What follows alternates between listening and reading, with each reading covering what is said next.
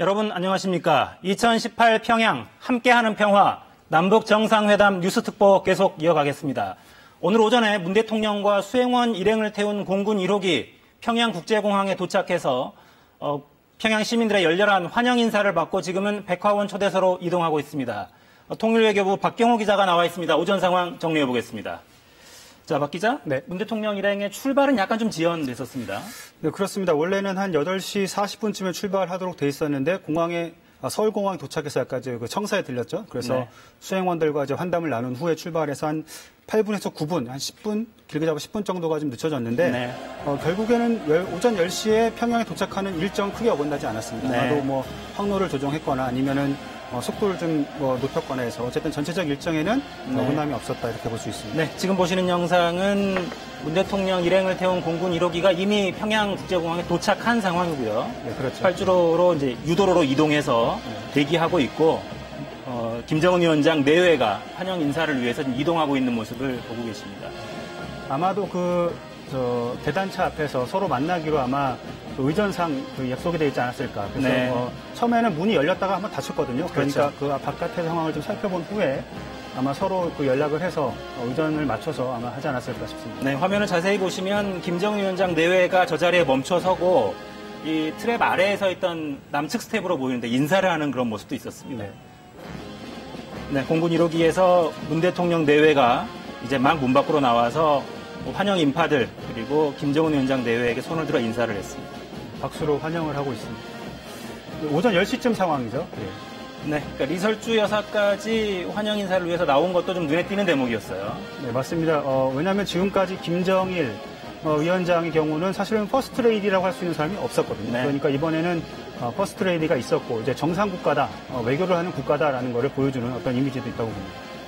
올 들어 세 번째 정상 간 만남이기 때문에 굉장히 편안하고 좀 화기애애하다 이런 느낌이 있습니다. 네, 지금 보시는 것처럼 문재인 대통령을 환영한다라는 플래카드도 보였고요. 그리고 옷차림도 좀 형형색색이었고 손에 들고 있는 환영하는 도구들, 꽃술이라고 하나요? 그런 것도 있었고 네. 인공기도 아까 보였었고 네. 한반도기도 보인 것도 특징이었습니다. 네, 지금 보시는 영상은 오늘 오전 10시쯤 평양국제공항에 문 대통령 일행을 태운 공군 1호기가 착륙을 했고 그 뒤에 김정은 위원장 내외가 환영 인사를 하고 있는 모습을 보고 계십니다.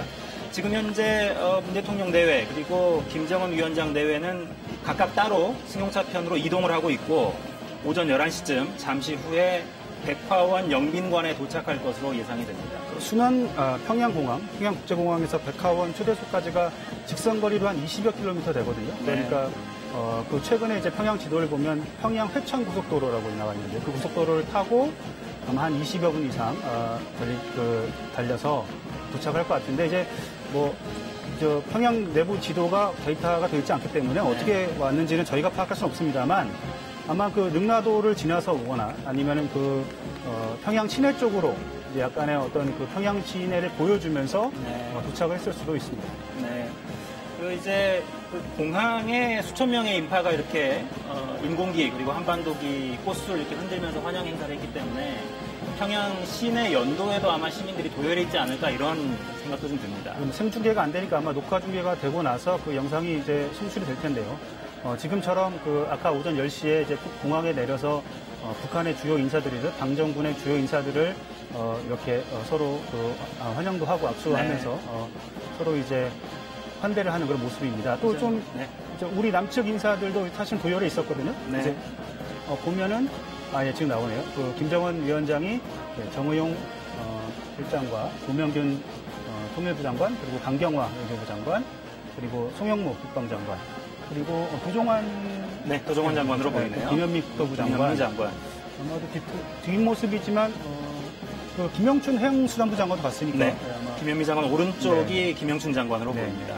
이번에 문 대통령이 김현미 장관 앞에서 김정은 위원장에게 한두 마디 더 소개를 하는 모습이 좀 보였습니다. 네, 맞습니다. 지금 남북 도로 철도 연결 사업 관련한 논의가 계속 진행이 되어 왔기 때문에 그렇죠. 관련해서 뭔가가 더 진행될 수 있다 이런 언급이 있지 않았을까 이런 추정도 좀 해봅니다. 아마도 주무장관이다 이런 얘기를 했었을 수 있습니다. 네. 네, 지금 막 백화원 초대소에 차량들이 도착하는 모습이 좀 보이는데요. 네. 일단 양 정상을 태운 차량은 아닌 것으로 보이고요. 네. 네, 수행원들을 태운 차량 혹은 경호를 위해서 조금 앞서간 차량들이 먼저 도착하지 않았나 이렇게 추정이 됩니다. 지금 보시는 도로는 백화원 초대소, 그러니까 문 대통령 내외가 머물 백화원 초대소 앞 도로를 보고 계십니다. 진입로를 좀 카메라가 비치고 있습니다. 이 화면도 역시 KBS 저희 촬영 스태프가 현재 촬영한 영상을 보고 계시고요. 백화원 초대소의 현관이죠. 입구를 볼 수 있는데 지금 아마 아까 말씀드린 것처럼 국제공항이 자꾸 순환공항이라고 하는데 국제공항에서 지금 이곳까지 오기에는 한 20여 킬로미터를 달려서 와야 되기 때문에 네. 물론 통제가 됐을 것이고요. 그러니까 아마 시간에 맞춰서 도착을 할 것으로 봅니다. 근데 그 전에 미리 경호 상황이나 여러 가지 그 시설 문제들을 점검하기 위한 그런 차량들, 그런 인원들이 도착한 것으로 보입니다. 네. 이 시간 이후의 일정도 한번 정리를 해볼까요? 일단은 오찬을 하고요. 그 다음에는 첫 번째 정상회담이 예정돼 있습니다. 이번에 우리 정부가 정상회담에 나서기 전에 밝힌 것처럼 실질적인 회담이 될 거다. 예전에는 김영남 상임위원장을 만난 네. 이후에 김정일 위원장을 만났었는데 이번엔 두 번 모두 바로 문재인 대통령이 김정은 위원장을 만나는 걸로 네. 되었거든요. 그러니까 상당히 격식 같은 거 이런 것은 최소한 줄이고 네. 실질적인 토론을 하자, 논의를 하자 이런 식의 기조를 살리고 있는 것 같습니다. 네, 지금 화면에는 오늘 진행될 일정들이 좀 정리가 되고 있습니다. 성남공항을 오전 8시 40분에 출발할 계획이었지만 약간 좀 지연이 됐고요. 55분쯤 출발해서 평양국제공항 도착 시각은 예정대로 도착이 됐습니다. 그래서 공항에서 공식 환영 행사를 마치고 예포 등을 동원한 아주 공식적인 그러니까 그 격식을 갖춘 환영 행사였습니다. 네. 환영 행사를 마치고 문 대통령 내외는 지금 백화원 영빈관 쪽으로 이동하고 있습니다. 오차는 남북 정상이 같이 하는 일정은 아닌 걸로 현재까지는 알려져 있죠. 네, 아직 메뉴도 아직 공개되지 않았는데요. 이렇게 일단은 도착을 했으니까 여정도 좀 풀어야 되고요. 그리고 네. 또 그 수행원들 간에 또 약간 이제 도착을 한 이후에 어느 정도 이제 회의도 좀 해야 될 것 같고 정리를. 네. 그리고 또 정상회담에 임하기 전에 마지막은 아니죠. 내일 또 회담이 있으니까. 네. 그런 문제들을 한번 점검해보는 그런 시간을 갖지 않을까 싶습니다. 네, 일단 여독을 좀 풀고 오후 회담에 어떻게 임할지 마지막 전략을 좀 가다듬는 오찬을 나누면서 수행단하고 같이 식사를 하는 그런 자리가 될 것으로 보입니다. 지금 보시는 영상은 백화원 영빈관의 현관 모습입니다. 문 대통령 내외를 태운 차량이 아마 이곳으로 진입할 것으로 보이고요. 저 로비를 통해서 이제 들어가서 일단 잠시 휴식을 취할 계획입니다.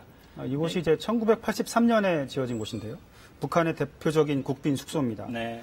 백화원 초대소라고도 불리기도 하고 영빈관이라고 불리기도 하는데 지금 설명이 나가고 있죠. 노무현 대통령과 김대중 전 대통령 그리고 그런 남북 정상회담에 수행했던 그 정상들은 이제 이곳에서 숙식을 했고요. 이곳에서 또 회담이 열리기도 했습니다. 네. 그 회담을 할 만한 회의를 가질 만한 이런 장소도 있고 숙소로 활용할 수도 있고 또 앞에 그 위성 영상을 보면 호수도 있어서 만약에 친교 일정을 잡는다면 저 내부에서 산책을 하거나 이런 것도 가능해 보입니다.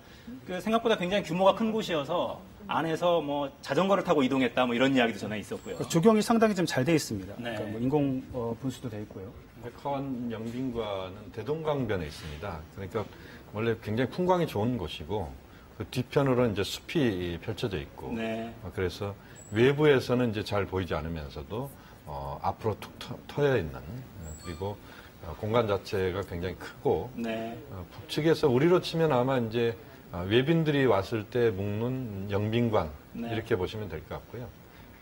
대체로 남측의 주요 인사들이 북한 갔을 때 묵었던 그런 좋은 숙소다 이렇게 보면 될 것 같습니다. 네. 그러니까 주요 인사, 국가적으로 중요한 그렇습니다. 주요 인사들이 방문할 경우에 숙소로 제공하고 네. 필요에 따라서는 회의 공간으로 활용할 수도 있고 그렇기 때문에 경호 목적으로 봐서도 굉장히 유리한 네. 그러니까 은폐도 가능하고 조용히 이야기할 수 있는 이런 공간이라고 보면 되겠습니다. 지금 보시는 모습은 백화원 영빈관, 지금 저희가 설명해드리고 있는 백화원 영빈관의 현관 모습입니다. 저 앞 도로를 이용해서 아마 문 대통령 내외를 태운 차량이 진입하게 될 예정이고요. 아마 11시를 전후해서 도착할 거라고 아까 예상이 나왔었으니까 아마도 잠시 후에 진입할 것으로 보입니다. 그 평양국제공항에 도착해서 이동하는 시간을 감안해 보면 연도에 환영 인파들이 나와 있다고 해도 내려서 중간에 뭔가를 더 일정을 소화했거나 이런 가능성은 좀 적어 보입니다. 아무래도 이 경호 문제가 있고요. 또 이제 평양 시내에서 외곽에서 지금 시내로 들어오는 것이거든요. 그것도 네. 고속도로고요. 그러니까 아까처럼 그 공항에서 보면은 그 문재인 대통령이 잠시 평양 시민과 이렇게 인사를 하기도 했습니다만 네. 이 고속도로니까 아마 속도를 또 높여서 와야 되고요. 그러니까 멈춰 선다거나 주변에 어떤 환영 인파들과 예정돼 있지 않은 접촉을 한다는 것은 좀 불가능해 보이는 것 같습니다. 네. 그런데 다만 오는 경로를 바로 올 것이냐 아니면 김정은 위원장의 어떤 그 계획이나 의전상 평양 시내를 한번 이렇게 보여주는 그런 경로를 택할 것이냐 이런 거에 따라서 좀 도착 시간이 조금씩 달라질 수 있을 것 같습니다. 네. 2000년에 김대중 전 대통령의 첫 방북이었죠, 그러니까. 그때 상황에서는 환영 행사를 한 다음에 김정일 국방위원장이 승용차에 같이 타고 이동하는 장면이 있었습니다. 그러니까 공식적인 정상회담은 이튿날에야 진행이 됐지만 승용차 안에서 밀담을 나눌 수 있는 공간이 있었던 거죠. 오늘도 혹시 그런 모습이 가능하지 않을까 이런 예측도 있었는데 일단 차량에 같이 타고 이동하진 않았어요. 그건 김정숙 여사께서 동행을 했기 때문에 네. 차량을 같이 타기는 쉽지 않은 상황이었습니다. 네. 지난번 김대중 대통령 때 같은 경우는 그때 우리 측에서 충분히 이제 김정일 위원장과 대화할 수 있는 시간들을 이제 김정일 위원장이 만드는 그런 파격이었다 이렇게 봐야 될 것 같은데 네. 이번 같은 경우는 이제 따로 이동을 하는 것 같고 또 백화원 초대소 같은 경우도 보면 전체적으로 건물이 굉장히 지금 깔끔하게 지금 보이는데 네. 올 3월 달에 대대적인 보수 공사를 했다고 그럽니다. 그렇군요. 그 외관이 이제 대리석으로 지금 돼 있어서 굉장히 좀 잘 만들어진 그런 건물로 지금 알려지고 있습니다. 이번 같은 경우는 별도의 이제 친교 시간을 또 가질 겁니다. 네. 그러니까 처음 남북 정상회담을 했을 때는 이제 별도의 친교 시간이 게 따로 없었거든요. 그러다 보니까 사실 그때 차를 함께 탄 것도 사전에 계획된 건 아니었습니다. 네. 그 짧은 시간이긴 하지만 이제 남북한 정상이 뭔가 대화를 나누는데 또 그분과 관련해서 나중에 또 말이 또 많았습니다. 과연 무슨 얘기 했는지 왜 투명하게 공개를 안 했는지 이러면서 또 문제가 된 적이 있었기 때문에 네. 근데 그 당시는 그만큼 이제 남북한 관계가 이제 또 어려웠고 또 불신의 상황이었기 때문에 그런 오해도 있었는데 지금은 굳이 이제 그럴 필요가 없는 게 별도의 친교 시간을 가질 겁니다. 네. 또 과거에도 이미 지난 4월 27일 그 판문점 회담 때도 아주 정말 의미 있는 그 친교 시간을 가졌지 않습니까? 네. 그런 맥락에서 함께 차를 동성하고 함께 타고 이런 부분들은 이번에는 큰 의미는 없어 보입니다. 그렇군요. 또 오늘 오후에 바로 양 정상이 만나는 일정이 또 있어서 무리할 필요는 없었겠다 이런 생각도 듭니다. 정상회담이 지금 2000년도도 그렇고 2007년도도 그렇고 첫날 정상회담이 열리지는 않았었습니다. 네. 이번에는 이제 사실상 만나자마자 처음부터 그런 정상회담을 한다는 것이 굉장히 의미가 있는 것 같고요. 실질적으로 의전이나 이런 것보다는 굉장히 실용적인 정상회담 네. 이것을 이번에 추구하는 것 같습니다. 그래서 최대한 남북 정상이 많이 만나서 많은 대화를 하자. 특히 비핵화 문제, 종전선언 문제를 비롯한 한반도 현안 문제에 대해서 우선적으로 많은 대화를 하자. 여기에 네. 지금 포커스가 맞춰져 있다 이렇게 봐야 될 것 같습니다. 네.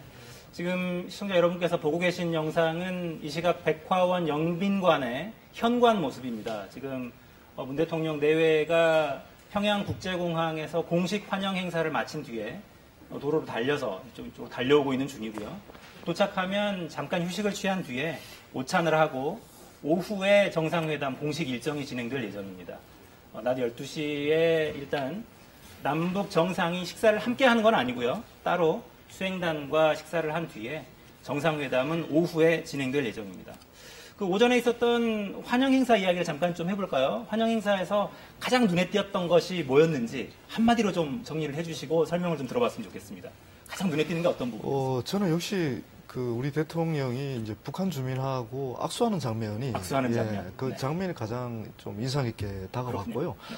아마 이제 첫 도착 장면이니까 이제 악수를 거쳤지만 아마 내일쯤에 북한 주민들이 특히 이제 평양 시민들이 자주 이용하는 식당에서 또 북한 주민하고 직접 대화를 나눈 장면도 연출될 가능성이 있다는 맥락에서 네. 상당히 저한테는 와닿았습니다. 그렇군요. 김여정 제1부부장이 백화원 영빈관에 막 도착했다는 소식이 좀 들어와 있습니다. 김여정 부부장의 모습이 비쳤기 때문에 잠시 후면 아마 문 대통령 내외도 도착할 걸로 예상이 됩니다. 아까 공항에서도 먼저 김여정 제1부부장이 모습을 드러낸 후에 네. 이제 김정은 위원장이 나왔죠. 지금 오른쪽에 김여정 부부장이 지금 걷고 있는 네. 모습이죠. 네, 가방을 들고 아마도 미리 좀 도착해서 동선을 체크하고 네. 경호 상황 등을 점검하는 그런 역할로 보입니다. 김여정 부부장 바로 옆에는 이제 서기 실장, 그러니까 네. 우리로 치면 비서실장적인 이제 그 비서실장 직접 김여정 부부장하고 같이 움직이는 모습이었어요. 네. 그러니까 이런 장면들을 보면 김여정 부부장의 위상이 좀 보입니다. 그러니까 부부장이라는 직책은 저 정도의 역할이 실제로 할 수 있는 직책은 아닐 텐데 현장에서 움직이는 것들을 보면 공식 직책과 무관하게 굉장히 폭넓은 행보를 보이거든요. 그래 이제 우리가 보통 사실상의 비서실장 역할을 한다고 하잖아요.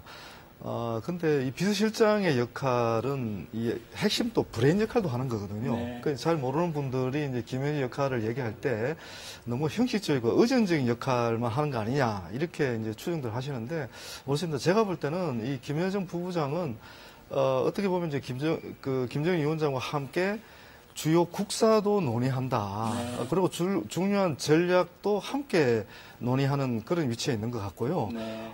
그리고 이제 북한이 그 김정은 시대가 이제 본격적으로 진행이 되고 권력이 안착되면서 보여주고 있는 현상 중에 하나는 사실은 세대 교체 현상들이거든요. 네. 그래서 이제 과거에 일했던 그 아버지를 보좌하면서 일했던 그런 관료들이 많이 이제 고위층들이 많이 물러나고 네. 젊은 세대로 해서 이제 보좌를 하는 그런 흐름들이 나타나고 있는데 그런 흐름을 주도하는 인물이 저는 김여정 그 부부장일 가능성이 높다. 이제 그런 맥락에서 사실 김여정은 비서실장 이상의 역할을 또 하고 있다고도 평가를 할 수가 있죠. 단순히 의전 정도를 챙기는 그런 수준은 아닐 것으로 보인다. 뭐 이런 해석이시군요. 그렇습니다. 역시 이제 김여정 부부장이 보면은 이제 여러 가지 그 동선에 다 등장을 하지 않습니까? 네. 결국 김정은 위원장이 모든 행보를 할 때 거기에는 김여정 부부장이 같이 한다 이렇게 봐야 될 것 같습니다.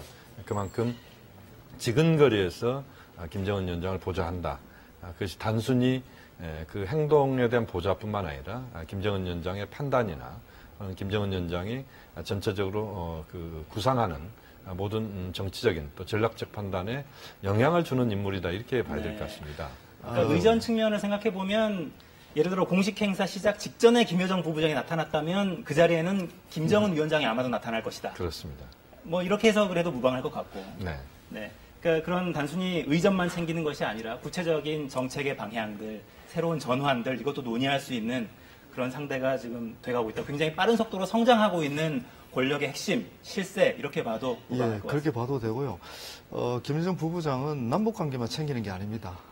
북미 정상회담, 또 북중 정상회담, 그러니까 미국하고 중국 그 정상과 회담할 때도 늘 바로 옆에는 김여정 부부장이 있었거든요. 네. 그만큼 이제 그 남북 관계, 국제 문제, 또 가장 민감한 북미 관계, 북중 관계를 함께 고민하고 대책을 수립하고 또 집행하고 있다. 네. 이런 맥락에서 보면 좀 우리가 이제 이 김정은 위원장의 어떤 앞으로의 행보와 관련해서 김여정의 행보도 함께 보는 그런 어떤 게 중요한 상황인 것 같습니다. 그 이제 3대까지 권력이 이제 이어져 오면서 후계자들은 후계 수업을 계속 해어 왔었죠. 그런 것들에서 그러니까 의도적으로 노출시킨 측면들이 또 있었는데 김여정 부부장도 그런 류의 어떤 정책적인 수업들 이것들을 해온 흔적들이 좀 있습니까? 참 그 중요한 질문이신 것 같은데요.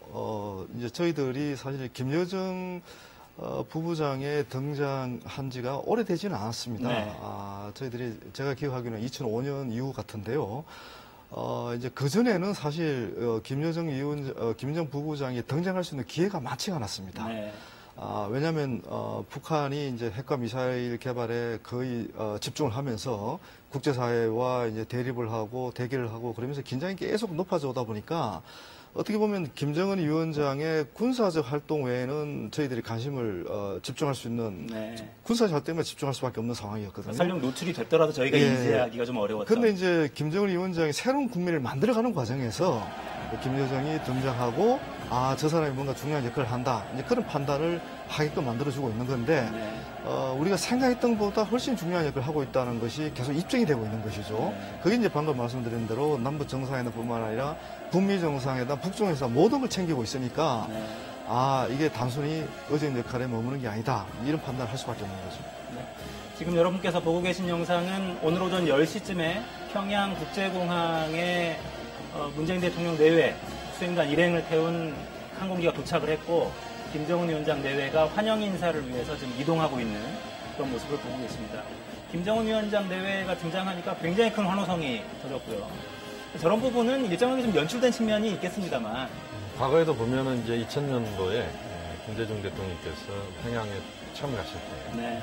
그때 이제 기내에서 내리기 직전에 환호성 소리를 듣고 김정일 위원장이 나오는구나 네. 이렇게 알았다는 거 아니겠습니까?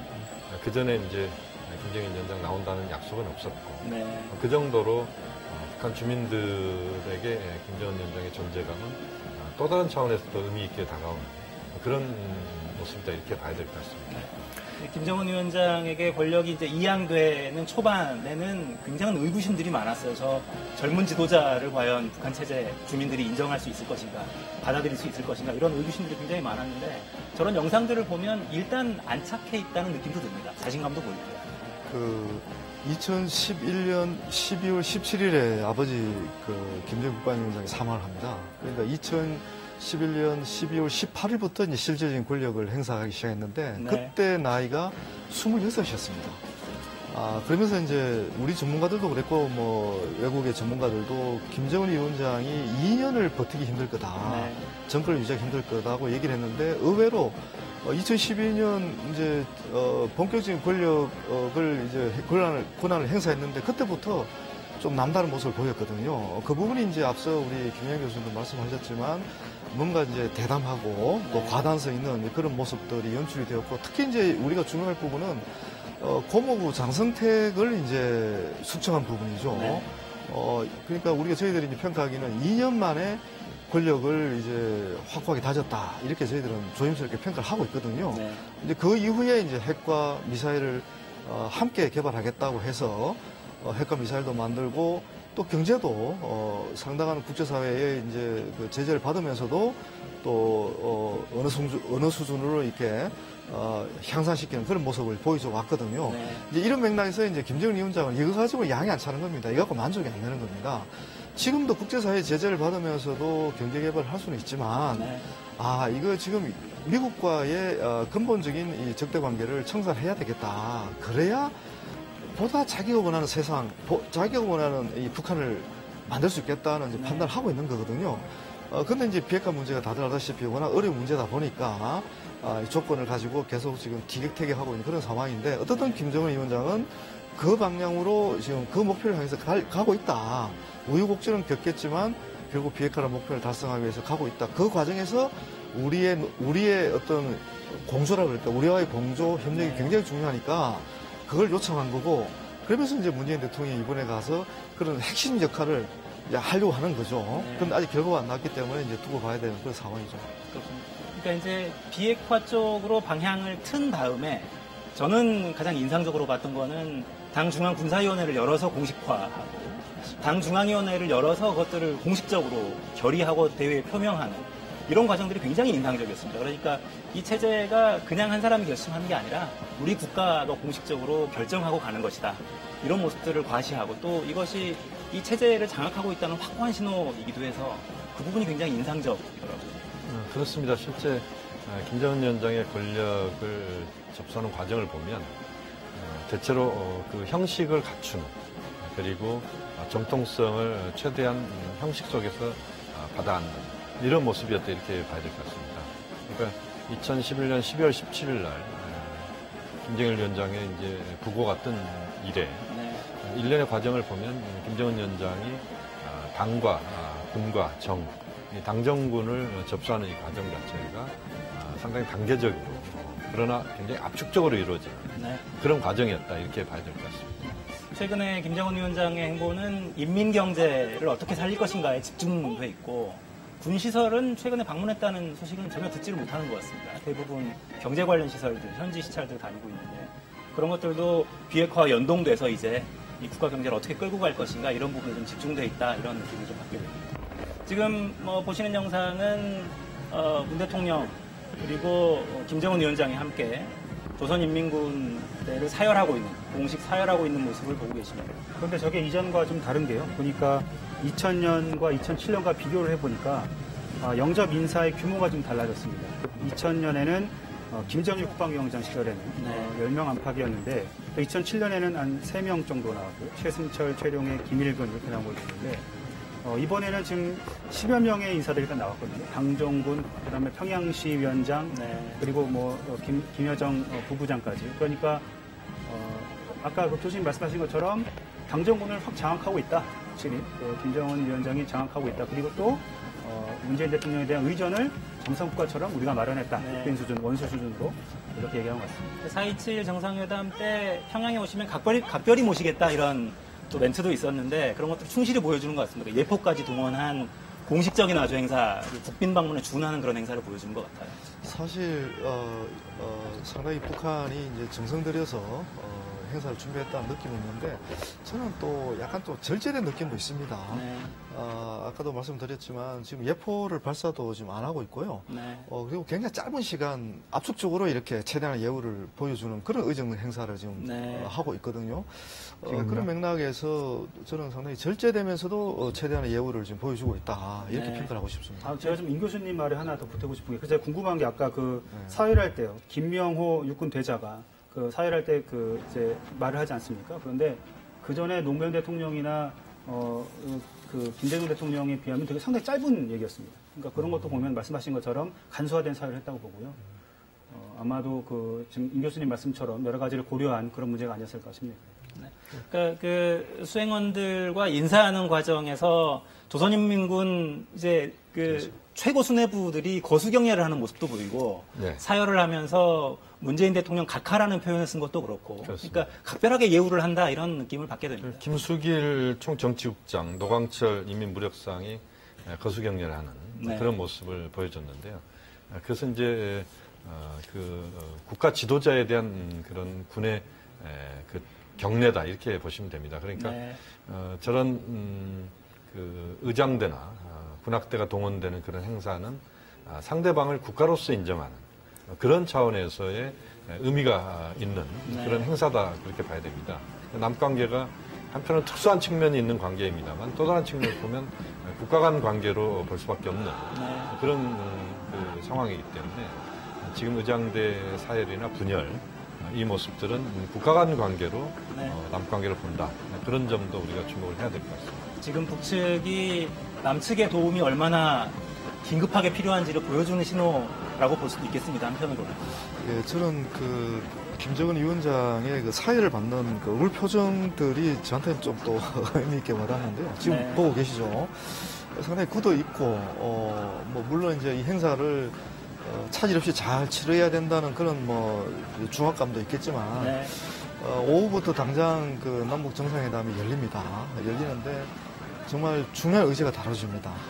남북 간에만은 협의해서 발전시킬 수 있는 의제면 괜찮은데 결국은 이제 미국과의 관계를 어떻게 재개할 것이냐, 또 협상을 어떻게 재개할 것이냐, 이제 이런 의제가 굉장히 이제 무겁게 짓누르는 거죠. 김정은 위원장 입장에서 이게 남북 관계로 끝나면 정말 더 감동적인 장면도 연출할 수 있지만 그런 여러 가지 생각을 하는 얼굴로 저는 느껴졌습니다. 속내는 복잡한 그런 모습이 좀 보이는군요. 지금 보시는 모습은 백화원 영빈관의 현관 모습입니다. 로비를 지금 카메라가 비추고 있고요. 지금 분주해지고 있네요. 네, 지금 수행원들 움직이는 모습이 있죠. 김여정 부부장은 현관 오른쪽에 지금 서 있는 모습이 보이고요. 그 방송 촬영용 무게차로 보이는데요. 그렇죠. 대열 맨 앞에서 움직이던 무게차입니다. 그러니까 그 촬영 기자들, 카메라맨들이 서서 이제 뒤로 돌아서 촬영을 하는 차량 행렬들을 촬영하는 그 무게차죠. 무게차가 먼저 들어와서 앞에 대기하고 있는 모습이 보입니다. 아마 잠시 후면 백화원 영빈관, 그러니까 문 대통령 내외와 공식 수행단이 머무는 숙소이기도 합니다. 이곳으로 아마도 문 대통령 내외를 태운 차량 행렬이 들어오지 않을까 싶습니다. 지금 진입로 저 끝에 차량들이 지금 진입하고 있는데요. 아마도 문 대통령 내외 그리고 공식 수행단을 태운 차량 행렬이 들어오는 것으로 보입니다. 당초 예상으로는 오전 11시 안팎에 도착할 것이다 이런 예측이 있었는데 약간은 지체된 느낌입니다. 그건 이제 녹화가 돼서 송출이 되면 어떤 경로로 왔고 또 어떤 일이 있었는지를 이제 조금 후에 확인이 될 것 같습니다. 네, 지금 문 대통령 일행이 2박 3일간 머물 백화원 영빈관에 도착하는 모습을 실시간으로 보고 계십니다. 북측에서 촬영된 영상을 실시간으로 보는 것도 남북관계 변화를 보여주는 신호이겠다 싶습니다. 11시 17분에 문 대통령 일행 백화원 영빈관에 도착하는 모습을 보고 계십니다. 아까 그 국무위원장 휘장이 달린 그 차도 지나갔으니까 이제 김정은 위원장도 들어왔다고 봐야 됩니다. 네, 아마도 김정은 위원장 내외가 먼저 내려서 현관에서 문 대통령 내외를 맞이하지 않을까 싶습니다. 무게차에 같이 타고 있는 듯한 모습입니다. 네, 중간에 내려서 아마 연도에 있는 평양 시민들에게 인사를 하는 과정이 있지 않았을까 추측이 되고요. 지금 무게차에 두 정상이 함께 타서 영빈관에 진입했고, 전용 차량에. 네, 이제 막 내려서 영빈관 안으로 진입하는 모습을 보고 계십니다. 아까 공항에 떠날 때는 각자 전용 차를 타고 떠났거든요. 그렇죠. 그런데 지금은 이제 같이 탄 걸 보니까 중간에 어떤 행사가 있었고 그 안에서 아마 같이 탔을 거다 이렇게 추정이 가능해 보입니다. 네, 무게차에서 두 정상이 내려서 이제 막 백화원 영빈관 안으로 들어가는 모습을 보셨습니다. 지금 평양국제공항과 이곳 백화원 영빈관의 모습은 실시간으로 지금 영상을 보여드리고 있는데요. 중간에 이동 과정은 생중계는 저희가 못 해드리는 상황입니다. 약 2시간쯤 후면 아마 현장 영상이 다시 들어올 텐데 아마도 중간 경로 어디쯤에선가 내려서 연도에 있는 평양 주민들에게 좀 인사를 하는 그런 과정이 있지 않았을까 이렇게 추측을 해봅니다. 무게차량에서 내렸으니까요. 그러니까 남북 정상이 지금 그 탑승을 함께한 그런 이제 승용차가 들어온 건데 저 장면도 굉장히 파격적인 장면 같습니다. 네. 처음 출발할 때는 남북 정상이 지금 각각 부부가 따로 이제 그 차량을 타고 이동을 했지 않습니까? 그렇죠. 중간에 문재인 대통령과 김정은 위원장이 함께 그 승용차에 앉아서 대화를 하면서 네. 백화원 초대석까지 오는 그 광경은 2000년도하고 유사한 부분이 있지만 또 다른 측면이 있는 것 같습니다. 출발은 따로 하는데 도착을 또 함께하는 거기에서 많은 또 그 서로 공감대를 형성할 수 있는 대화가 이루어졌을 가능성도 있습니다. 아마 어느 행사가 있었거나 아니면 기업소라든가 아니면 어떤 명소를 들렸다가 잠깐 소개해주고 하는 이런 행위 있었을 거 추정이 되는데 일단은 그 녹화 장면이 들어오면 아마 더 자세한 소식을 전해드릴 수 있을 것 같습니다. 네, 지금 보시는 모습은 실시간 화면은 아니고요. 조금 전에 11시 17분쯤에 문 대통령 내외 그리고 김정은 위원장 내외를 태운 차량 행렬이 들어오는 모습을 지금 보고 계십니다. 영상이 조금 더 지나가면, 네, 지금 이 모습입니다. 두 정상이 무게차 뒷자리에 나란히 앉아있는 모습을 보고 계십니다. 중간에 아마 내려서 모종의 어떤 행사를 하고 같은 차량에 타고 진입하는 모습을 보고 계십니다. 지금 그 우리 정부의 그 이번 정상회담 임하는 목표 중에 하나가 2박 3일이라는 기간이 그렇게 길지 않기 때문에 최대한 그 두 정상 간의 대화 시간을 최대한 늘리겠다. 네. 그게 이제 중요한 목표 중에 하나거든요. 그래서 언제 두 사람이 동성했는지는 모르겠는데 어떤 기회가 있을 때마다 남북한 두 정상이 만나서 긴밀하게 계속 협의를 하는 네. 그런 과정으로 봐야 될 것 같습니다. 네. 네. 그렇군요. 그 김정숙 여사와 리설주 여사도 뒤에 따라온 차량에서 아마도 같이 내려서 좀 이동하는 모습으로 보입니다. 그러니까 남성 정상, 그러니까 두 정상이 같은 차량에 타고 그렇죠. 어, 퍼스트레이디 두 분이 또 그렇죠. 같이 타고 네. 저 모습도 남북 관계사에서 처음 있는 일입니다. 그렇죠. 그만큼 이제 새로운 역사들이 많이 지금 쓰여지고 있다. 네. 이렇게 봐야 되는데요. 영빈관 백화원 초대소까지 김정은 위원장이 동행을 할 것이냐. 그 여부도 굉장히 우리가 관심을 끌었던 부분인데 그렇습니다. 아예 같이 타고 오는 그런 모습을 보이면서 많은 대화를 할 수 있는 네. 그런 시간을 만들었겠구나 하는 또 추론도 가능하다고. 네. 아까도 이제 수행원들을 서로 소개하고 사열대로 이동할 때도 계속 뭐라고 이제 네. 김정은 위원장이 뭐 설명을 하고 웃으면서 문 대통령이 또 반응하고 이런 영상이 계속 노출이 됐었는데 이동하는 과정에서도 편안하게 아마 양 정상이 대화를 나눴으리라 이렇게 추정이 됩니다. 앞으로 일정을 다시 한번 좀 정리를 해보죠, 박 기자. 네, 일단은 오찬을 하게 되고요. 한 후에는 1차 첫 번째 정상회담이 열리게 됩니다. 2018년 정상회담 평양 첫 번째 정상회담이 오후에 열리게 되고 그런데 이때 1시부터로 예정이 되어 있습니다. 아직 그건 미정입니다. 미정인데 일단은 식사를 하고 나서 충분한 시간을 가진 후에 하게 될 것 같고요. 그때 이제 아까 말씀하신 그 퍼스트 레이디들의 외교도 이제 진행이 될 것으로 추정이 됩니다. 그래서 우리 김정숙 여사는 일단 아동병원과 음악종합대학을 참관하게 되어 있는데 이때 아마 이설주 여사도 동행하지 않을까 하는. 근데 아직까지 미정인데 그러지 않을까라고 걱정이 되고 추측이 되고요. 또 이때 지금 우리가 간 특별 수행원들이 있지 않습니까? 정치인들과 이제 경제인들. 또 정치인들은 정치인들 나름대로, 경제인들은 또 경제인들 나름대로의 또 일정이 있습니다. 그래서 정치인들은 그 김영남 최고인민회의 상임위원장과 만나게 되고, 경제인들은 리용남 경제담당 내각 부총리와 만나게 될 예정입니다. 네. 그 경제인들이 내각 부총리를 만나는 것도 좀 주목되는 부분입니다. 그러니까 경제협력 관련한 구체적인 논의가 진행되긴 좀 어려운 여건이 있어 보입니다만 어떤 부분들이 좀 논의될 가능성이 있을까요? 짧게 한번 정리해 보시죠. 두 가지 측면을 봐야 됩니다. 하나는 우리 경제인들이 한 17분 정도가 이번에 이제 평양을 갔는데 북측의 경제사령탑들과 안면을 트면서 상호 네트워크를 만드는 이것이 하나 대단히 중요하다고 봅니다. 그래서 많은 앞으로의 만남을 예고하는 그런 측면이 있다고 봐야 될 것 같고 또 하나는 이번에 경제인들이 대거 감으로써 비핵화 문제가 진전이 이루어지게 된다면 남북 경협이 매우 속도감 있게 빠른 속도로 간다. 그리고 이번에 그 대기업 오너들이 많이 갔습니다. 결국 북한이 요구했던 그런 사람들인데 결국 북측에 대해서 우리 대기업들이 많은 관심을 갖고 앞으로 협력할 수 있다. 이것을 또 시사하는 그런 방북이다 이렇게 봐야 됩니다. 당장은 아니라도 앞으로의 가능성을 좀 보여주는 이런 과정이지 않을까 싶습니다. 지금 그 대기업 분들이 질문지를 많이 준비해 갔습니다. 그 17명의 기업인들이 이제 북측 인사들 만났을 때 이제 그 궁금한 걸 물어볼 그런 그 질문지와 또 실질적으로 이제 투자를 하기 위해서 필요한 그런 뭐 조건이라 그럴까요? 이런 부분에서 우선은 질문 차원에서 다들 이제 많은 걸 준비를 해갖고 사실 이제 북측에서는 내각의 그 이영남 부총리만 나온다 그러는데 이 사람이 우리 그 17명의 기업인들의 어떤 답변에 대해서 질문에 대해서 다 답변을 할 수가 없습니다.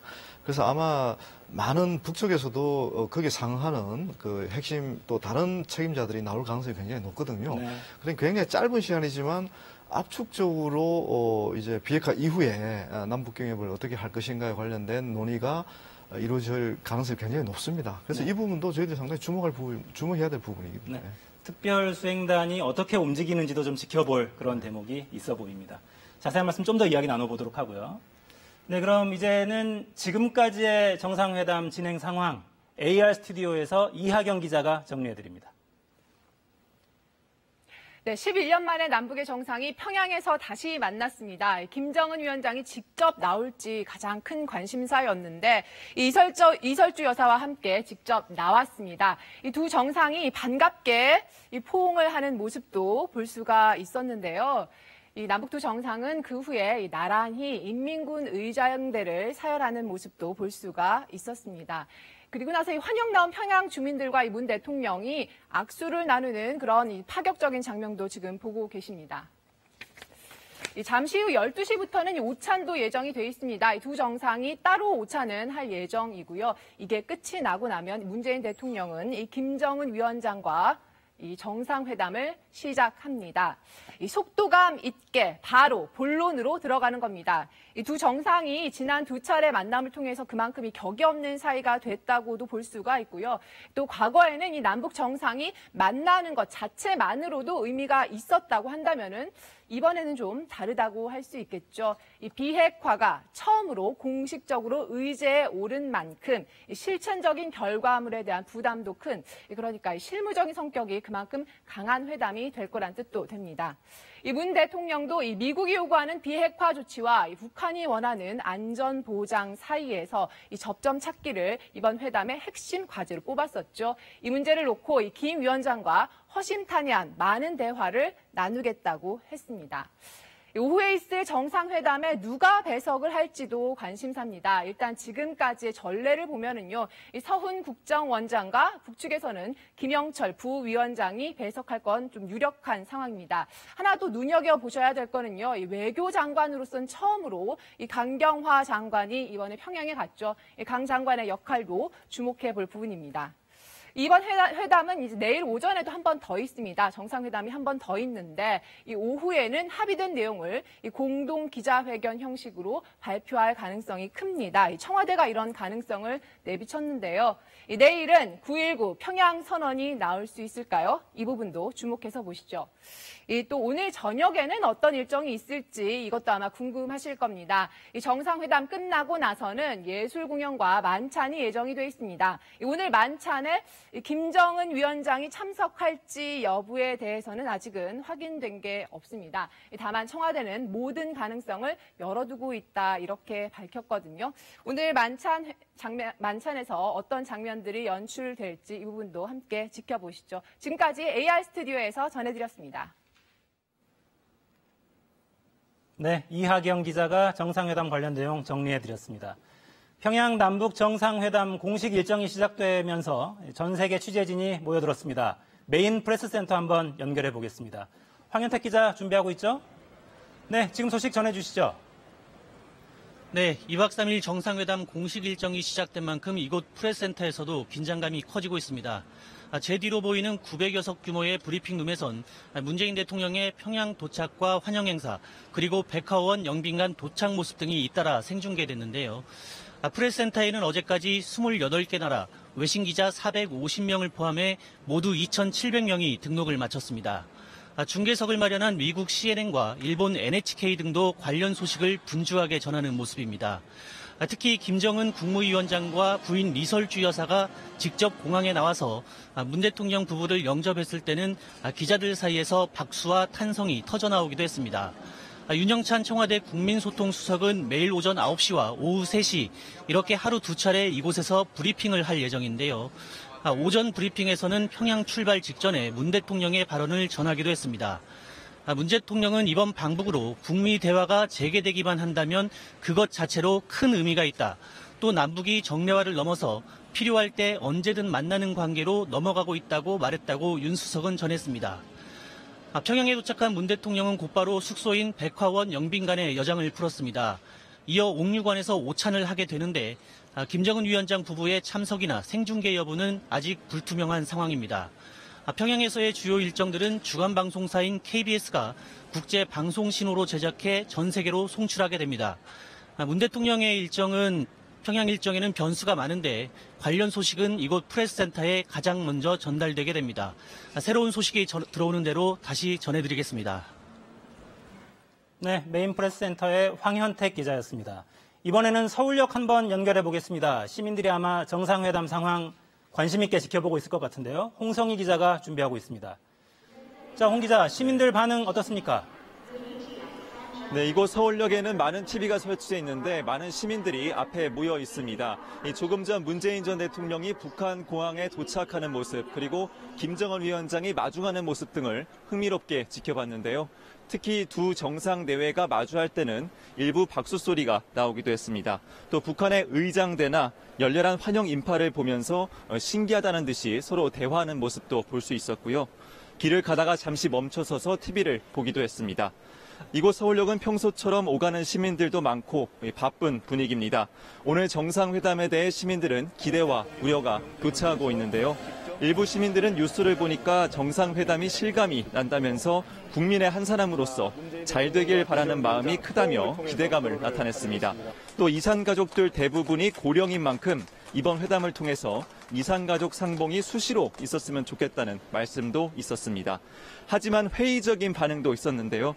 지난 4월 남북 정상회담 때 큰 기대를 걸었지만 이후 크게 바뀐 게 없다면서 이번에도 실질적인 성과는 없을 거라는 말씀이 있었습니다. 또 경제가 어려운 상황이어서 이 남북 정상회담에는 관심을 갖기 어렵다는 반응도 있었습니다.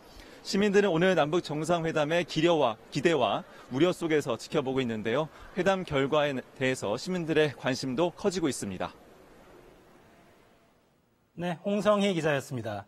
자, 이번에는 임진각으로 한번 가볼까요? 이곳은 민간인들이 따로 출입 절차를 밟지 않고 북쪽으로 가장 멀리 접근해 볼 수 있는 곳입니다. 명절을 앞두고 실향민들이 나와 있을 가능성도 있고 정상회담을 관심 있게 지켜보고 있을 것 같습니다. 지영철 기자가 준비하고 있습니다.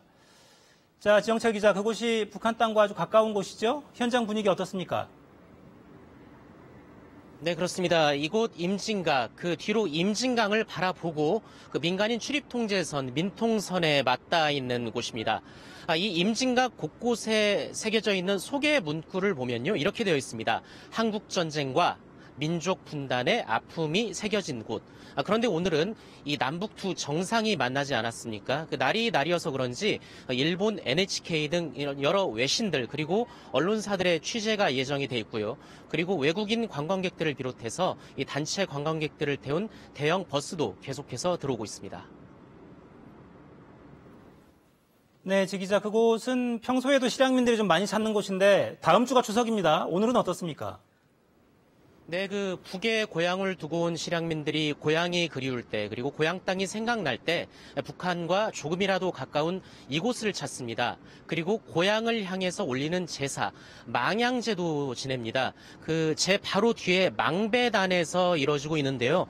지금 보면 충북 진천에서 올라온 실향민들이 올리는 그 망향제가 진행이 되고 있습니다. 이 오후에는 서울 양천구에 사는 실향민들이 올리는 제사가 또 예정이 되어 있습니다. 이렇게 추석까지 매일마다 망향제가 이어진다고 합니다. 그리고 주변을 좀 둘러보자면 그 망배단 뒤로 나무로 된 다리 하나가 있습니다. 자유의 다리입니다. 1953년도에 임시로 만들어진 다리인데요. 휴전협정이 맺어지고 나서는 한국군 포로들이 자유를 찾아 귀환한 다리여서 이렇게 부릅니다. 2000년부터는 관광객들에게 개방이 되고 있습니다. 네, 두고 온 가족에 대한 그리움, 고향에 대한 그리움 이것들이 쌓여 있는 곳입니다. 북한과 가까운 곳인데 북한 땅이 그곳에서 육안으로 보이진 않죠? 사실 그 제 뒤로 저렇게 보이는 땅이 북한 땅은 아닙니다. 다만 임진강 변 쪽으로 철조망이 쳐져 있고요. 여기서 한 3km 정도를 더 가면 비무장지대가 나옵니다. 그리고 거기서 2km 정도를 더 가면 군사 분계선이죠. 그러니까 제가 지금 서 있는 이곳은 그 남과 북의 경계로부터 남쪽으로 5km 정도 되는 곳이다. 이렇게 보시면 되겠습니다. 그 임진강 넘어 산에 가려서 그 뒤에 여기서 한 20km 정도에 위치한 개성 시내가 잘 보이지는 않습니다. 하지만 임진각 옥상 전망대에 망원경이 설치가 되어 있는데요. 그 날이 맑은 날이면 오늘처럼 맑은 날이면 개성 뒤에 솟아있는 송악산이 한눈에 들어온다고 합니다. 그렇죠. 그곳 옥상에 망원경이 설치되어 있어서 북측을 바라볼 수 있게 돼 있죠. 이번 정상회담에서는 경제협력 분야에서 철도 연결도 논의될 가능성이 좀 있습니다. 남북을 잇는 철도가 그곳을 지나고 있죠? 네, 그렇습니다. 말씀드린 그 옥상 전망대에서 임진강을 내려다보면 그 철도, 철길이 그 한 손에 잡힐 듯이 눈에 들어옵니다. 경의선 철길입니다. 그리고 그 오른쪽으로는 그 끊긴 교각도 보이실 텐데요. 이 다리는 한국전 때 폭격으로 파괴된 철교를 일부 보수를 해서 지금은 관광시설로 운영되고 있습니다. 도깨 나루터에 있던 자리여서 도깨 다리 이렇게 부릅니다. 그 열차는 2007년에 시험 운행을 거쳐서 개성까지 가기도 했습니다. 그런데 2008년에 금강산 관광객 피격 사건이 발생하면서 300여일 만에 운행을 멈췄습니다. 지금은 이 경의선 철길, 이 서울 용산역에서 출발을 해서 그 남북 출입사무소가 있는 도라산역까지 그 관광열차가 운행이 되고는 있는데 하루 한 차례 그치고 있습니다. 아마 이 남북 경협이 활성화가 되고 그리고 남북 관계가 보다 평화 모드에 접어들면 경의선 철길도 지금보다는 보다 활기를 띨 것으로 보입니다. 네, 임진각에 쌓인 회한이 이제 좀 희망이 됐으면 하는 바람을 가져봅니다. 지형철 기자였습니다. 자, 이번에는 서해 북방 한계선을 바로 앞에 두고 생활하는 지역입니다. 남북 간의 포격, 북한의 포격으로 상처가 아직도 남아있고 NLL을 둘러싼 갈등으로 항상 긴장이 높은 곳입니다. 연평도의 염기석 기자가 준비하고 있습니다. 자, 염 기자, 북한에서 가까운 곳이잖아요. 이 정상회담에 거는 기대가 더 크겠습니다. 네, 제가 나와 있는 곳은 연평도 평화공원입니다. 2002년 제2연평해전 당시 전사자들의 위령탑이 있는 곳인데요. 주변에 있는 망향 전망대와 함께 북한 쪽을 가장 잘 조망할 수 있는 곳 가운데 하나입니다. 여기서는 북한 무인도인 갈도까지 4.5km밖에 되지 않습니다. 날씨가 좋은 날에는 황해도 해주 지역까지 육안으로 보입니다. 1.5km 정도만 배를 타고 가면 북방 한계선에 도달하기 때문에 북한 배들이 조업하는 모습도 자주 볼 수 있습니다. 지금쯤 아마 북한 주민들도 남북 정상회담 소식을 접하면서 기대감을 키우고 있을 것으로 예상되는데요. 연평도 주민의 약 60%를 차지하는 실향민들도 남북 정상들의 만남을 관심 있게 지켜보고 있습니다. 고향 땅을 밟아보는 게 소원이라는 이들은 정상회담을 통해 남북 간 왕래가 실현되기만을 손꼽아 기다리고 있습니다. 네, 서해의 NLL 주변 수역은 긴장이 높은 곳입니다만 어민들에게는 삶의 터전 아니겠습니까? 어민들은 정상회담에 거는 기대가 더 크겠습니다. 네, 그렇습니다. 서해 5도 어민들은 북방 한계선에 가까이 있다는 이유만으로 어업에 상당한 제약을 받아왔습니다. 일몰 이후에는 일체의 조업이 불가능하고 북방 한계선 부근에 북한 함정이 출현하면 조업을 금지당하기 일쑤입니다. 어민들은 야간 조업만 허용돼도 소득이 갑절 이상으로 늘 수 있다며 어장 확대를 줄기차게 요구해왔습니다. 이 때문에 지난 4월 3차 남북 정상회담 때 서해 북방 한계선 일대에 평화 수역을 만들어서 조업을 보장하겠다는 합의에 크게 환호했었습니다. 아직은 구체적으로 달라진 것은 없지만 이번 정상회담을 통해 실질적인 변화가 이루어지길 어민들은 고대하고 있습니다. 지금은 꽃게와 주꾸미 잡이가 한창인데 어민들은 잠시 분주한 일손을 놓은 채 TV를 통해 정상회담을 지켜보며 기쁜 소식을 기다리고 있습니다. 네, 염기석 기자였습니다. 이번에는 국회를 한번 연결해보죠. 청와대는 정상회담 전에 여야 5당 대표에게 동행하자 이렇게 제안했었는데 지금은 3당 대표만 함께 방북했는데요. 자, 조태임 기자 준비하고 있습니다. 조 기자, 이번 정상회담에 대한 여야 반응 엇갈리고 있죠? 예, 더불어민주당 이해찬, 민주평화당 정동영, 정의당 이정미 대표만 특별수행단의 일원으로 방북을 했고요. 자유한국당과 바른미래당은 청와대의 동행 제안을 거절했습니다. 이러다 보니까 아무래도 입장이 좀 다를 수밖에 없겠죠. 현재 각 당 지도부는 생방송을 통해서 시시각각 전달되는 정상회담 소식을 예의주시하고 있는데요. 이를 지켜보는 각 당은 각기 다른 평가를 내놓고 있습니다. 민주당 원내 지도부는 중계방송에서 남북 정상이 만나는 순간 환호성을 지르는 듯 들뜬 분위기였습니다. 민주당은 비핵화와 남북의 군사적 긴장 완화 등의 이번 정상회담으로 실질적인 진전이 있을 것으로 기대했습니다. 평화당과 정의당은 이번 정상회담으로 우리가 북미의 중재자 역할을 해서 한반도 비핵화와 평화협정 체결로 이어지는 계기가 되기를 기원했습니다. 반면 한국당과 바른미래당은 반응이 조금 다릅니다. 한국당 지도부는 차분한 분위기 속에서 남북 정상의 만남을 지켜봤는데요. 김정은 북한 국무위원장의 입을 통해서 비핵화가 공개적으로 천명돼야 이번 정상회담이 의미 있다고 밝혔습니다. 바른미래당도 비핵화 매듭을 풀지 못하면 평양 유람에 그칠 수 있다면서 역시 실질적인 비핵화를 당부했습니다. 민주, 평화, 정의당은 비핵화와 종전선언의 진전을, 한국당, 바른미래당은 보다 확실한 비핵화 성과를 강조하고 있는 겁니다. 한편 동행한 여야 3당 대표는 오늘 오후 김영남 북한 최고인민회의 상임위원장을 만나서 남북 국회회담과 교류 방안 등을 논의할 예정입니다. 지금까지 국회에서 KBS 뉴스 조태임입니다.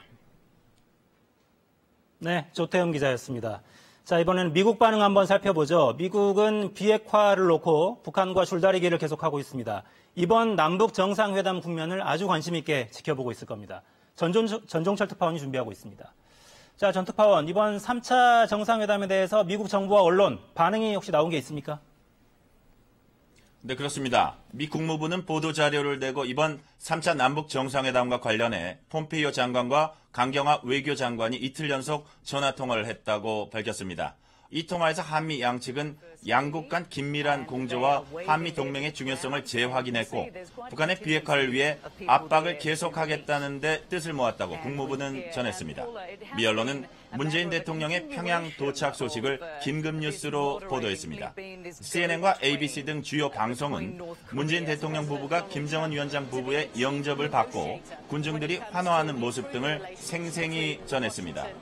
이번 회담에 대한 미 언론의 반응은 기대 반 우려 반입니다.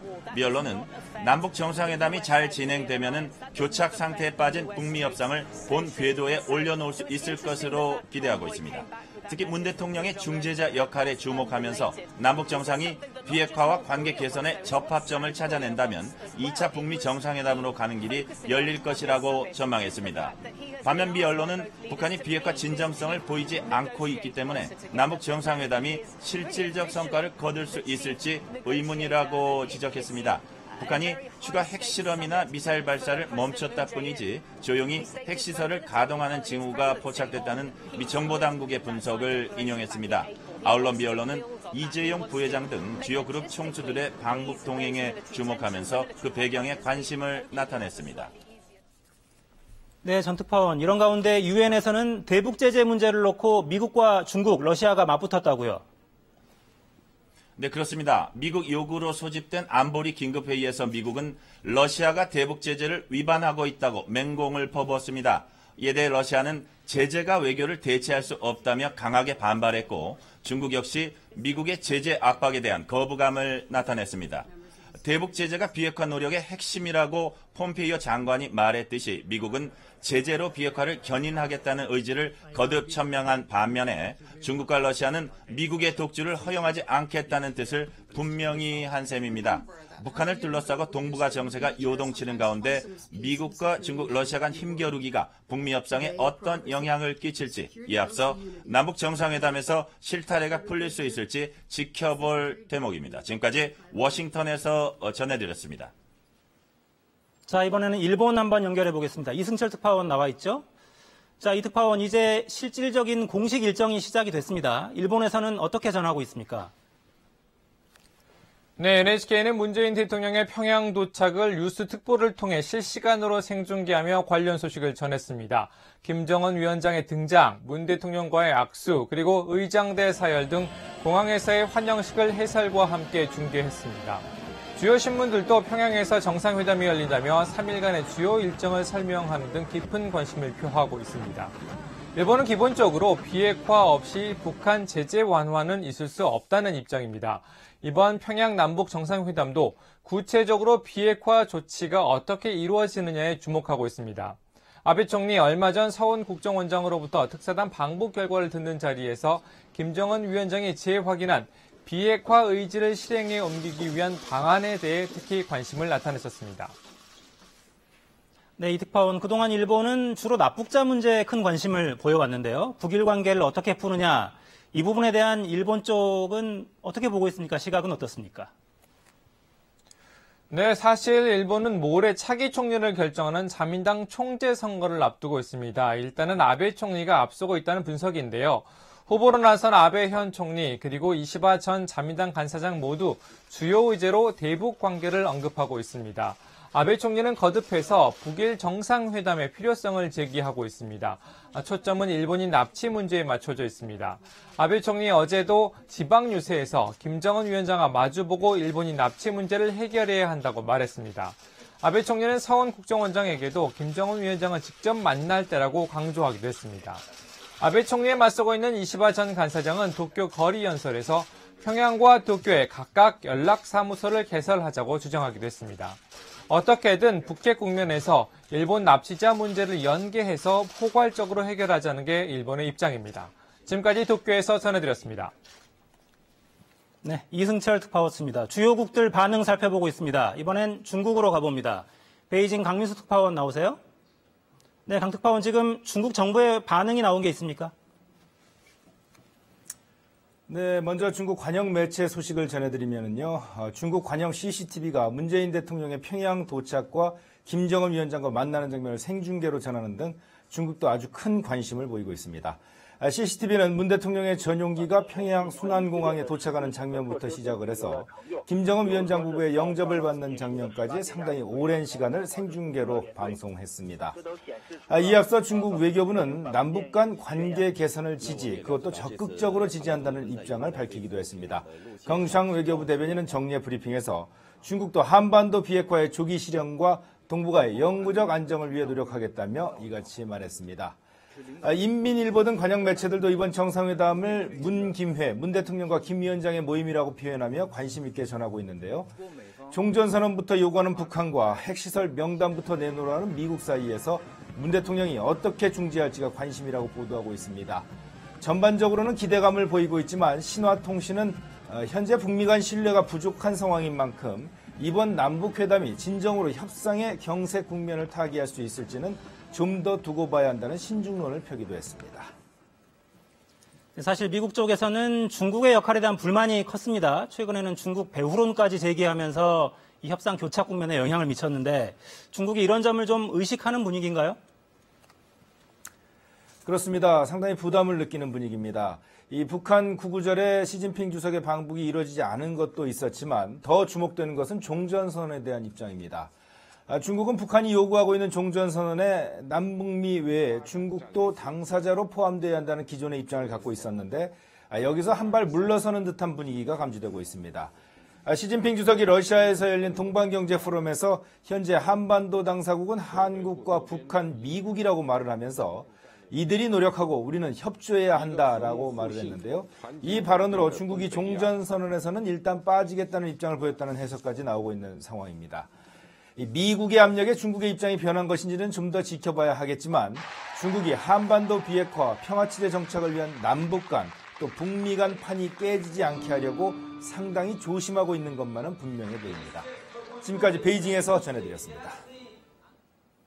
네, 강민수 특파원이었습니다. 지금까지 전국을 연결해서 반응 살펴보고 주요국들의 반응까지 살펴봤습니다. 그렇다면 문재인 대통령은 2박 3일 동안 평양에서 어떤 장소에서 어떤 일정을 갖게 될지 한번 알아보겠습니다. 김기흥 기자가 소개해드립니다. 문재인 대통령의 전용기가 평양에 도착했습니다. 11년 만에 평양 방문입니다. 문재인 대통령은 먼저 공항에서 환영 행사를 가진 뒤에 평양 시내로 들어갔는데요. 여기는 평양 시내에 해당하는 중구역이라는 곳입니다. 북한의 핵심 기관이 모두 모여 있는 곳인데요. 우리나라의 국회에 해당하는 만수대 의사당이 있고 또 프레스센터가 차려진 고려 호텔도 있습니다. 노동당 청사도 바로 이곳에 있습니다. 김정은 위원장의 집무실이 있는 곳이자 대북 특사단이 2차례 방문한 장소이기도 한데요. 이번엔 정상회담도 이곳에서 열릴 가능성이 있습니다.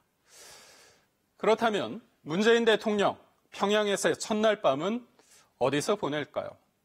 현재로선 대동강 북동쪽에 위치한 백화원 초대소가 유력합니다. 북한이 국빈을 초청할 때 숙소로 이용하는 곳으로 2000년과 2007년 정상회담 때에도 대통령들이 이곳에 묵었습니다. 숙소뿐 아니라 회담장도 있어서 이전 2차례 정상회담이 모두 이곳에서 열렸습니다. 백화원에서 차로 5분 거리에 능라도란 섬이 있습니다. 5일 경기장이 있는데요. 양 정상이 이곳을 방문해서 대집단 체조, 빛나는 조국을 함께 관람할 가능성도 큽니다. 지난 구구절 때 공개한 빛나는 조국에는 4.27 판문점 선언의 영상과 새로운 역사는 이제부터란 카드 섹션이 진행되기도 했습니다. 이 밖에도 2박 3일 일정에는 두 정상의 친교 행사가 예정돼 있는데요. 달라진 평양을 보여주기 위해 북한 최고층 빌딩인 류경 호텔에서 전망을 보거나 여명거리 등을 걸을 가능성도 있습니다.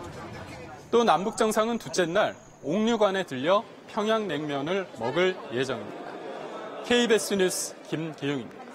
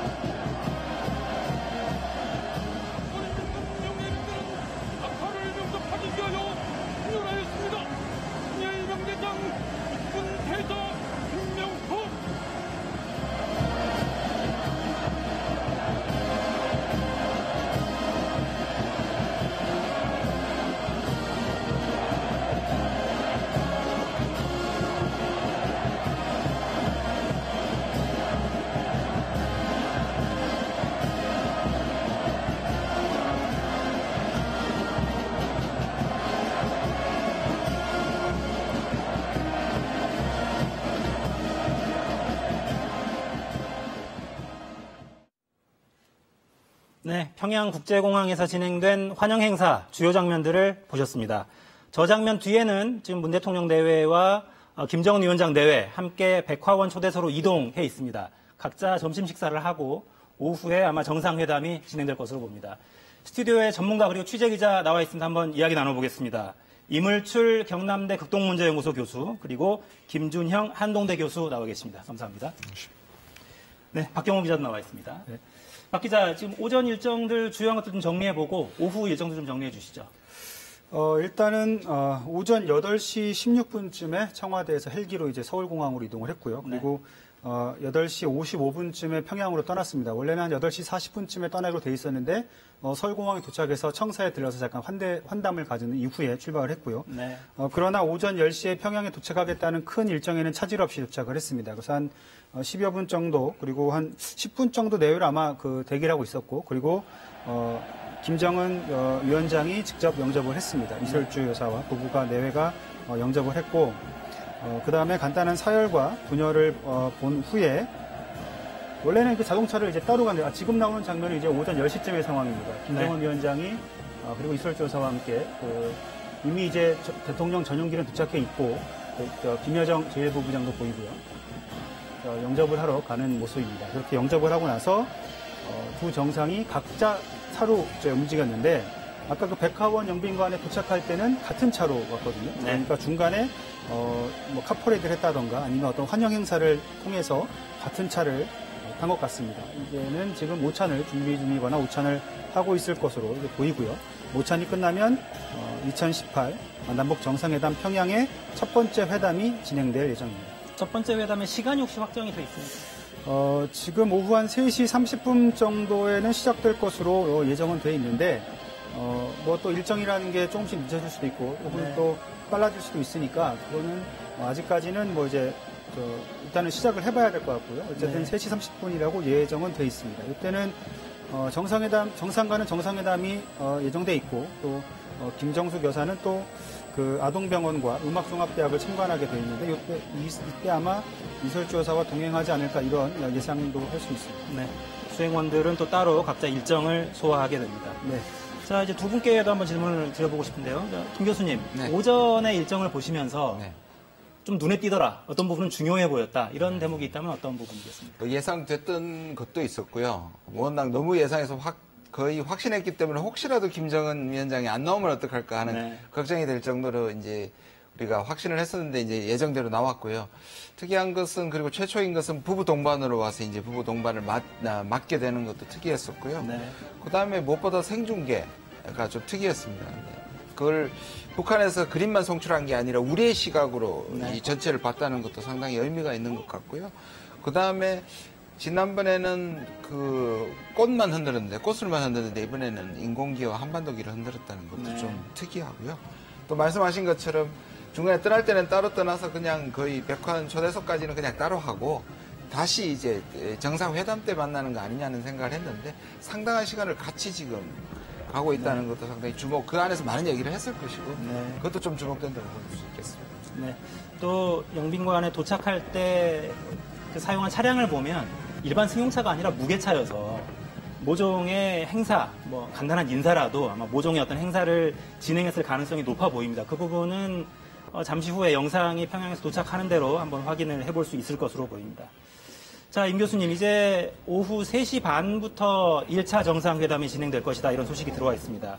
1차 정상회담은 오후 3시 반부터 5시까지 일단 1시간 반으로 예정이 돼 있는데요.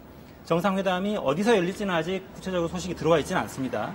아무튼 첫 정상회담은 3시 반부터 진행되게 되는데 오후 일정에서 눈여겨볼 대목, 관전 포인트랄까요? 어떤 것이 있을까요? 방금 말씀하신 그 남북 정상 간의 이제 본격적인 회담, 이게 이제 가장 눈여겨봐야 될 것 같고요. 제가 볼 때는 이 순간에 저는 가장 긴장된 순간입니다.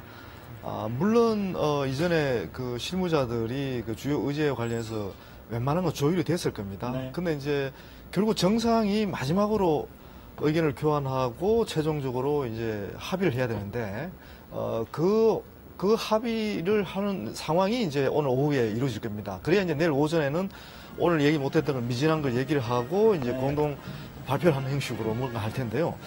근데 이게 왜 이제 또 긴장되느냐 하면 사실 이제 우리가 중재안을 비핵화 관련된 중재안을 이미 북쪽에 던져놓은 상태이기 때문에 이제 김정은 위원장 북한의 최고 지도자가 또 우리 중재안에 대해서 어떤 판단을 하느냐 또 그 판단 관련해서 우리의 기대 수준에 얼마나 부합되느냐 뭐 이런 것들이 굉장히 중요한데 지금 1시간 반이라는 굉장히 짧은 시간 안에 우리 대통령께서는 김정은 위원장을 집중적으로 설득하는 그런 어떤 그 시간을 마련할 것 같거든요.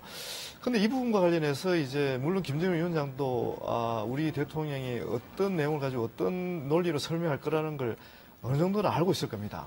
근데 거기에 대해서 본인도 대응을 하겠죠. 근데 그 포인트가 결국은 비핵화를 할 수 있는 조건과 관련해서 미국을 잘 설득해달라. 그런 식으로 기계는 될 겁니다. 여기서 이제 중요한 포인트는 김정은 위원장이 이전보다는 진전된 입장을 내놓을 가능성이 있다는 거. 그 부분이 저한테는 가장 중요한 관찰 포인트라고 할 수가 있습니다. 진전된 입장이 과연 어디까지 진전된 건지 앞으로 몇 발짝이 나올지가 문제일 텐데요. 김 교수님, 지금 상황에서 시나리오를 한번 그려볼까요? 최선의 시나리오라면 뭐가 있을까요? 비핵화와 관련해서.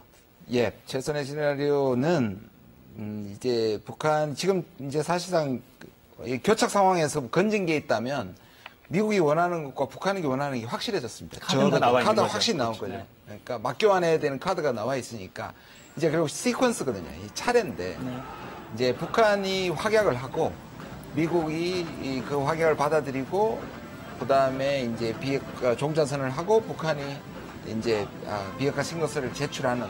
왜냐하면 지금 김정은 입장에서는 순서는 우리 거다. 그러나 양보 규모는 북한이 크게 하는. 아마 이 맞교환이라도 이런 부분이 이제 가장 좋을 것 같고요. 문제는 남북정 이건 우리 대통령도 여러 번 반복했지만 핵 문제는 북미 문제이기 때문에 구체적으로 약속이나 이런 것들을 언질이나 받아올 수는 있겠지만 아마 합의문에 담지는 못할 겁니다. 뭔가 어떤 아주 모호한 표현으로 합의문에 담긴 하겠지만 구체적으로 북한이 뭐 핵신고서를 제출하겠다는 걸 우리 합의문에 할 리는 없고요. 그걸 가져와서 결국 우리가 유엔에 갔을 때 미국을 설득하고 그다음에 미국에서 폼페이오 장관이 북한에 가서 합의하고 그다음에 김정은 위원장을 다시 10월 중순에 미국에 가서 북미 정상회담 하는. 그리고 또 한 발 더 나가서 남북미가 종전선언을 하면 이게 아마 최상의 시나리오가 아닐까 생각합니다. 야, 듣기만 해도 갈 길이 굉장히 멀어 보이는 느낌이 듭니다. 그러니까 현재 국면에서 북한의 양보를 구체적으로 어떤 부분을 얻어낼 수 있을지 몇 발자국을 나올지를 구체적으로 이야기를 듣고 이것을 이제 미국에 전달해야 하는 굉장히 어려운 국면입니다. 그러니까 2박 3일간의 정상회담도 중요합니다만 이것은 한미 정상회담과 결국에는 북미 회담으로 이어가야 되는 징검다리 중에 이제 한 다리이기 때문에 이제 어떤 부분까지 정리를 해 나갈지 이 부분이 좀 중요해 보입니다. 최근까지 남북 당국 간에는 여러 분야에서 이제 협의가 계속 진행돼 왔습니다. 군사 분야 협의는 여러 차례 진행이 됐고 상당 부분 의견이 좀 좁혀졌다 이런 관측도 나오는데요. 박 기자 한번 정리해 볼까요? 군사 분야에서는 어떤 논의가 진행됐습니까? 일단은 군사 분야에서는 그 최근에 이제 17시간 마라톤 회의가 하고 있었지 않습니까? 그러니까 이번에 좀 더 진전된 상황을 한번 기대해 볼 수 있는데 4.27 판문점 선언 당시에도 NLL 일대 이제 평화 수역관에 대한 부분이 이제 언급이 됐습니다. 또 이번에도 해양수산부 장관과 국방부 장관이 이제 동행을 했고요. 그 문제와 또 함께 군사적 실무협의도 논의되는데 DMZ, 그러니까 비무장지대 정말 비무장화, 그리고 감시초소들의 철거 이런 문제들은 좀 진전이 이루어지지 않을까. 왜냐하면 군축이라는 거는 사실 남과 북의 문제이기도 하지만 저 교수님들 말씀하신 것처럼 이번에 가장 큰 목표는 이제 전문가들이나 이제 정부 당국자한테 한번 물어보면 일단 북미 대화의 모멘텀을 마련하는 것도 상당히 큰 목표다라고 다 그분은 동의를 하시거든요. 그러니까 군축이 단순히 남북 간의 문제가 아니라 이걸 통해서 미국도 이 테이블, 즉 비핵화로 가는 궁극적인 테이블 안에 미국을 초대할 수 있는 그런 계기가 될 거다라는 게 돼야 한다라는 게 이제 당국자들의 어떤 기대인 것 같고요. 그리고 더 나아가면 이제 경협 문제, 또 대북 제재와 연관돼 있는데 이것도 그 나름대로 문제가 있지만 결국에는 또 비핵화와 연관돼 있습니다. 결국에는 비핵화가 얼마나 진전이 되느냐 그거에 따라서 경협도 또 대북 제재도 연관이 되기 때문에 결국 모든 문제가 한 방향인 비핵화로 조금씩 흘러가는 어떤 흐름이다. 그리고 그런 북미 간의 비핵화에 대한 어떤 결단을 내리기 위한 모멘텀을 우리가 2박 3일간에 마련해 주는 게 하나의 목표다. 이렇게 정리해 볼 수 있을 것 같습니다. 그렇군요. 기승전 비핵화입니다. 기승전 비핵화인데 그 군사 분야 관련해서 한 가지만 제가 간단하게 여쭙고 좀 내용을 정리를 해봐야 될 것 같습니다. 그러니까 비무장지대 관련한 것들은 상당 부분 의견 접근이 이루어진 것으로 보이는데 핵심은 이제 서해 평화 수역을 어떻게 할지가 아직 남아있는 문제로 보이고 이 부분은 북한은 일관되게 NLL 자체를 인정하지 않기 때문에 접근하기 쉽지 않아 보이는 것도 사실입니다. 이 부분이 이번 회담에서 풀릴 가능성, 최선이라면 어떤 것들이 좀 있을지요? 제가 보는 그 전망하는 시나리오는 아마 이 부분은 계속 협의해 나간다. NLL 문제는 그렇게 나갈 가능성이 크고요. 네. NLL 문제는 이제 지난 그 2007년 14 그 정상선언에 나와 있죠. 사실 이제 서해 평화 그 이제 구역을 설정도 하고 제일 우선적으로 이제 공동으로를 하자는 건데 이 공동으로는 사실 우리 쪽에서 먼저 제안한 게 아닙니다. 네. 북한의 김정일 국방위원장이 그 당시에 이제 제안했던 건데 근데 문제는 공동으로 구역 설정이 문제가 되잖아요. NLL 남측 지역에 이제 그 어로 구역을 설정하자는 건데 저도 이 부분에 관심이 많아서 오랫동안 지켜봤는데 이 부분은 이제 영토 주권과 관련해서 양보할 수 없는 부분이고 우리도 절대 양보할 수 없는 그런 부분인데 그러면 제3의 장소를 선정하느냐 그런 사실 별 의미가 없습니다. 왜냐하면 가장 긴장이 고조된 지역, 그 우발적 충돌의 가능성이 있는 지역을 선정을 해서 평화수역으로 만들어야 되는데 근데 제가 볼 때는 북측도 이게 남북관계가 이제 진전이 되면 NLL 북측 지역도 양보할 가능성이 저는 있을 거로 보거든요. 왜냐하면 지금 이쪽이 굉장히 황금무장인데 남북한 모두가 지금 손해를 보고 있습니다. 그렇죠. 오히려 중국어선만 득을 보고 있죠. 예. 근데 저 그 문제에 대해서 한번 교수님께 여쭤보고 싶은 것 중에 하나는 그 판문점 선언 4.27 때는 저희가 이제 보도를 했을 때도 서해 그 NLL을 이제 명시했다. 그래서 북한도 합의문에 명시된 것이 이제 인정한 것 아니냐 이런 얘기가 나왔었거든요. 그럼 그 바탕에서 좀 진전이 되지 않았을까 이런 추측을 하시는 분들도 계신데 좀 더 지켜봐야 될 문제 같습니다. 저는 이제 그 남북 간의 군사 실무자 간에는 충분한 의견 교환이 다시 된 것 같습니다. 된 것 같고 이제 그렇게 보는 거죠. 우선 이제 이 NLL 부분은 남북 관계 또 북미 관계 이런 부분들이 이제 진전이 돼서 군사적 긴장 완화가 좀 더 지금보다 좀 획기적으로 이렇게 완화가 되면 이 NLL 부분도 타협할 여지가 있다. 그러니까 NLL 부분만 따로 이렇게 협상할 수 있는 그런 부분들이 아니고 이 전반적인 이제 비핵화와 남북 간의 전반적인 군사적 긴장 완화 이런 부분하고 연관돼서 이제 이걸 보는 측면이 있는 것 같고요. 사실 이제 NLL 부분은 우리가 지난 2007년에 그 이제 노무현 당시 대통령이 이거 합의안 관련해서 문제가 굉장히 많았잖아요. 이건 너무나 논쟁적인 요소이기 때문에 이 부분을 명쾌하게 두 정상이 정리하지 않으면 이걸 바로 공개하는 것은 사실은 저희들은 의미가 또 다른 논란을 불을 일으킬 가능성이 높다 이렇게 보는 거거든요. 그런 맥락에서 이번에 아마 획기적인 군사의 긴장 완화 조치가 나올 겁니다. 특히 중요한 것은 시한이 설정됩니다. 막연하게 뭐 군사 긴장 완화한다 이런 게 아니라 언제까지 예를 들면 연내에 GP를 뭐 몇 개를 철수한다. 또 그 공동 경비 구역에 이제 비무장화를 빠른 시간에 한다. 철원 지역에 특히 중요한 게 철원 지역에 이제 우리 그 한국군의 유해 발군이 이번에 합의될 가능성이 굉장히 높거든요. 근데 이런 부분들이 그냥 막연하게 한다 이게 아니라 시한이 설정이 돼서 언제까지 하겠다 이렇게 나오거든요. 이런 부분들이 잘 진행이 되면 이제 결국은 NLL 문제도 보다 진전될 가능성이 있다 이렇게 이제 저희들은 전망하는 거죠. 네. 이제 지금 진행되는 논의들을 보면 결국은 비핵화에 모든 것이 걸려 있는. 결국은 마지막에 가서는 이 문제가 어떻게 풀리는지의 속도와 이런 것들이 달려 있다 이런 느낌이 듭니다. 그래서 문 대통령도 평양행 발걸음이 가볍지 않은 뭐 그런 멘트도 이제 청와대에서 내놨었고요. 쉽지 않은 상황이 진행될 것으로 봅니다. 지금 이 시각 현재는 남북 정상이 각자 점심 식사를 하고 있고요. 점심 식사를 마치면 오후 3시 반부터 평양 정상회담의 첫 번째 회담이 진행되게 됩니다. 첫 번째 회담은 3시 반부터 5시까지 진행이 되게 됩니다. 정상회담이 어디서 열릴지 배석을 누가 할지는 아직 확인되지 않았습니다. 소식이 들어오는 대로 다시 한번 말씀드리겠습니다. 일단 두 분과는 인사드려야 될 것 같습니다. 말씀 잘 들었습니다. 감사합니다. 네, 일단 저는 여기서 인사드리겠습니다. KBS는 계속해서 평양 남북 정상회담 상황을 뉴스특보로 전해드리겠습니다. 일단 여기서 마칩니다. 감사합니다. 나의 살던 고향